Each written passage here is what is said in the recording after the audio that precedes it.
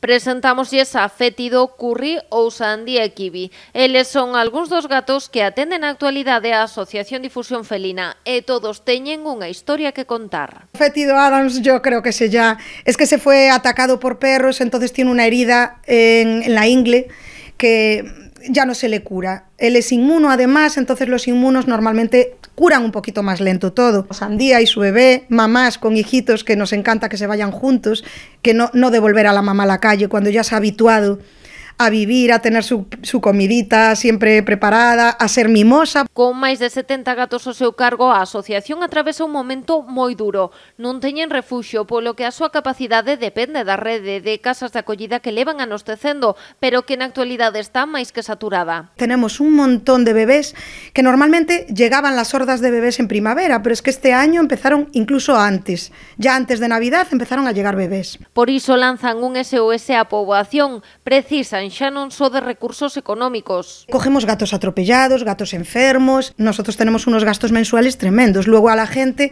le damos a las casas de acogida pienso, entonces es subvencionarles el pienso, los medicamentos, porque casi todos vienen con algún tipo de enfermedad, operaciones cuando vienen atropellados o con algún problema. Tamén de fogares de paso para poder seguir rescatando. Que nos ayuden por lo menos con una habitación, un cuarto de baño que salva vidas. Solo es cuestión de que le pongas camita, una arena, agua, comida y nosotros, si hay que llevarlo al veterinario, te pagamos los gastos veterinarios, tal, hasta que se cure.